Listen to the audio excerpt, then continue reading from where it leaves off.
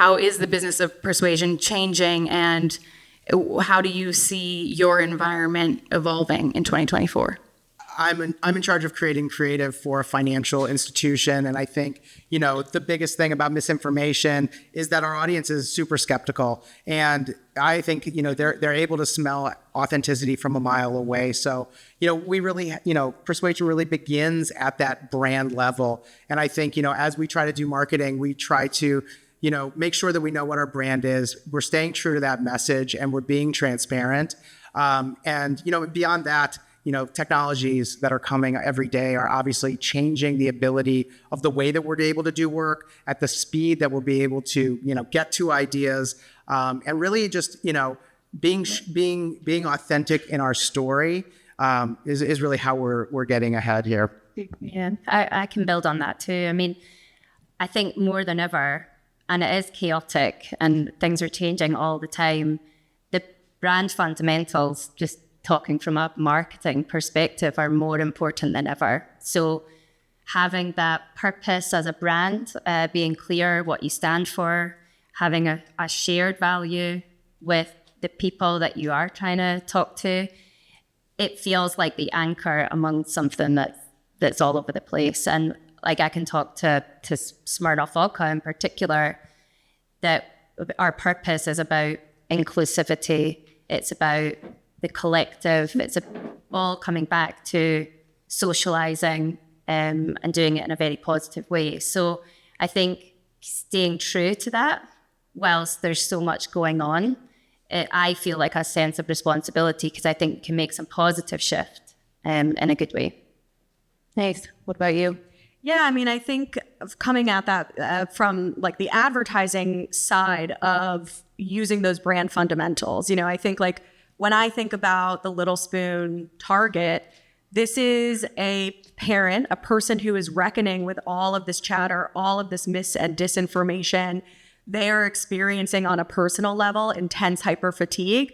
They're also experiencing a tremendous amount of question and concern about what life looks like for their child.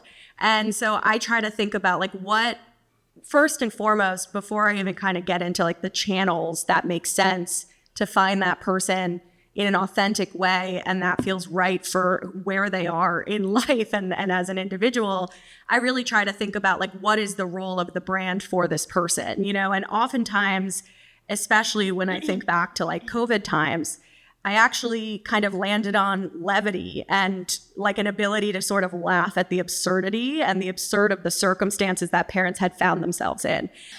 So yeah, I really like that message. Also, something I want to touch on briefly that Erin, you mentioned, and Nikki, both just the idea of like kind of honing in on purpose, brand purpose, and like making sure that a brand knows what it stands for is kind of the starting point. But, as we heard in the last panel, there's so many players within the advertising ecosystem that might be out of your hands sometimes where the messaging ends up, and, the environment is almost equally important, I think. And so I was wondering if we could kind of touch a little bit on brand safety and how you assess, ensuring that your media is going to the right places and maybe not ending up on Breitbart if you don't want to be on Breitbart. Either one of you want to jump in, or any of our panelists? Yeah, I mean, I'm more on the creative side, so I'm kind of, focused on coming up with that work. And I would say, I think when we talk about authenticity, we try to root all of our advertising in kind of relatable human truth. Speaking of that levity, human insights that connect, that are true, that are real. I think, that's what's helping brands connect with people. So I can't really speak to how our media is getting to, we've got a whole media department that does that. But from our perspective, we try to do the best job we can, that we are not misrepresenting the things that we're trying to sell, or just the things that we're trying to share. Citi does a lot of sponsorship with the Paralympics, and it's really just trying to kind of do authentic work that, is true to the genre, is doing a service to the people that we're talking about. Yeah. Yeah. Same.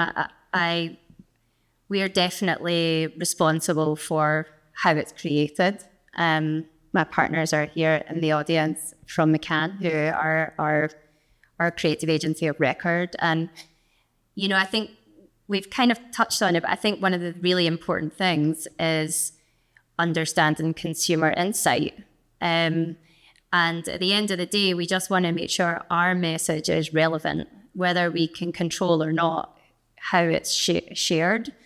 A big thing that's happening right now is, especially within LDA Gen Z, who are our target audience, is this narrative around the joy recession, so that people are favouring to stay in more than they are going out. Over 50% of people say that they would rather make an excuse not to go out on a Saturday night and stay in and watch Netflix. I think we have a responsibility as a brand to at least in some way inspire a message that can get people with that human connection socializing again. And I think if we are responsible with that message in terms of how it's portrayed, we're not leaning into specific stereotypes, but we are really driving inclusivity, and we're doing it the right way. I think that's as much as I can sit here and say that I'm taking on that responsibility. The next question I have is just assessing some of your kind of key priorities, looking through all the complexity we've been talking about today. What are the key challenges that you're monitoring, and where are the biggest opportunities for marketers today? We do work with quite a few brands at Purpose, and oftentimes it's the strategy that we work on and how to help a brand or business find its North Star. And because we do work across so many issue areas, oftentimes that starts with, a real deep dive in understanding that brand ethos, and then how to connect that authentically to the audience that they want to reach. And sometimes that audience kind of shifts with that information. So I think for us, real core priority is making sure that we're creating those authentic linkages. And then really looking at, in the case of, I'll use Hinge as an example. We worked with Hinge late last year on the creative and the campaign that you see out in the world now, which is called One More Hour. And Hinge really wants to be, as I'm sure you've seen, the app that's meant to be deleted, right?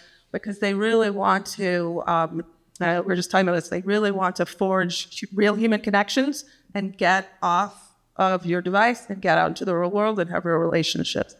And so we started working with them to understand, well, what are the barriers for that, especially again, Gen Z is their core target. And a few things that we learned is that 70% of Gen Z considers themselves lonely most or all of the time. And so it's easier just to stay at home, maybe with your Smirnoff. And why is that? There's, there's shame in admitting it's vulnerable. It's being vulnerable to admit loneliness, which oftentimes translates to feeling needy. There's oftentimes also barriers like there's nowhere to go. If I don't have the money to be at a place that costs money, I can't just hang out on the street. We've actually criminalized hanging out. It's called loitering. So there's all these really interesting barriers. And with that kind of insight, then we can create a strategy that can help a brand like Hinge really realize how it's going to help to thwart the epidemic of loneliness. So those are the practices that we really prioritize in 2024 and beyond. I love that. It's using, I guess, the cultural narrative in the positive way, where you can provide something that's fun and relevant and timely. So we have a lot of other examples where I think we're leaning into longer term trends, but I think that's a good one for just being able to act fast to something that people are talking about. And I'll say, when we're coming up with work in such a chaotic system, we really lean on big ideas that can break through, that are rooted in those human truths that people can identify with. That's really what we're trying to do. Great. So I love this panel because there's a great balance of agency and brand side. Also, I know you have an agency background too. But so much of our world in marketing and advertising relies so heavily on partnerships. So I wanted to talk about, operating in an environment that's increasingly challenging. How have you seen client and or agency and brand side relationships evolve and partnership at large kind of change? I'll say, with Gen AI being such a big thing that we talk about, I've seen our client relationship really, obviously Publicis has been investing a lot in this to try to be at the forefront of this. And I think our clients are starting to see that and lean on that. So I see our relationship kind of becoming a little bit more advisory as opposed to just creators. And they're really leaning on us, not just like how we can use these technologies to create work, but also how we can use these technologies to help kind of transform their businesses. A lot of working on heavily regulated businesses, getting things out quickly is very challenging because of legal and compliance. I think there's a real big opportunity for Gen AI to be kind of trained on legal systems and to really kind of help get work out there quicker. And so these are kind of things that I think that our clients are really leaning on our expertise to do. Even with the PR side of things, there's just such a challenging earned media landscape in this pay-to-play universe. And so you have a PR team of wonderful, intelligent publicists who are feeling as deflated and demoralized as you are, trying to, achieve your business objectives and struggling to do it in today's landscape. And, so how do you proceed? And oftentimes it's really, sometimes a little bit of smoke and mirrors. Like you go to the podcast and you're like, hey, we've done this deal with a ton of different podcasts. Not sure why you aren't offering it yet, but why don't we try it? And sometimes that works.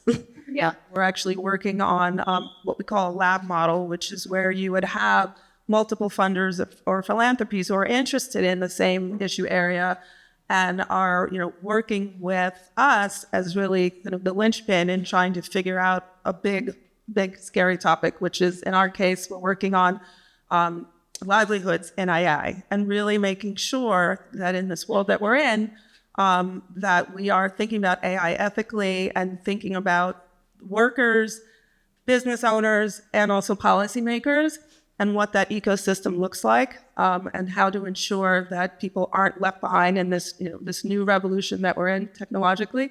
So we are all figuring it out together. That's why we call it a lab. But there's like a renewed sense of collaboration when there's something that's considered, critical happening. We've talked a little bit about it, but I think in marketing and advertising, there's so much pressure now to feel like we have to have an AI play. Like, what are we doing? And because of that, I feel like everyone in this room can sniff out that there's a lot of bullshit in the industry too. People are just like, we have to have something. So how do you assess the opportunity there and ensuring that your investments in emerging technology of all kinds are the right fit for your company and for the brands on which you're working? I can take that from a creative development perspective. Our clients are really pushing us to use it so fast. We're just trying to figure out the different ways. And I think, its benefit is really in helping us get to ideas quicker. Image generation presents an opportunity to visualize ideas that would have taken days. Look, the amount of hours I've spent mocking up keyframes in Photoshop, it's a little bit upsetting now because it can be done in a minute and I'll never get that time back. But I do see it's so new, and it's also there's a lot of legal problems with using it. So that's another thing that we're up against is kind of figuring out the right ways to use it. And right now it's really more kind of helping sell ideas in, helping clients visualize those ideas quicker. And look, we've even tested ideas that kind of the comps are AI generated, and we're actually getting negative feedback. We speak about authenticity. People are looking at these kind of AI images and they're kind of having negative reactions. So while it is kind of helpful for us to kind of get ideas through, get to ideas quicker, I think that's really where it makes sense in the creative development process as of now. At this stage, what tools do you think you really need as a marketer? And maybe you already have that are going to be the most valuable in the next year plus? And I can jump into this to say that I think I love what you just said there. I think the point is everybody's looking for more efficient and more agile ways to create or produce. Everything's so expensive now. So I think that's probably where we've had most experience is thinking about how we produce You know, we're a global brand, so we have, you know, multiple countries across the world, yet we're trying to get to one consistent global campaign. I know that the buzz is AI, but there are also a lot of other ways that you can get, and we need to get more efficiency and agility in how we work.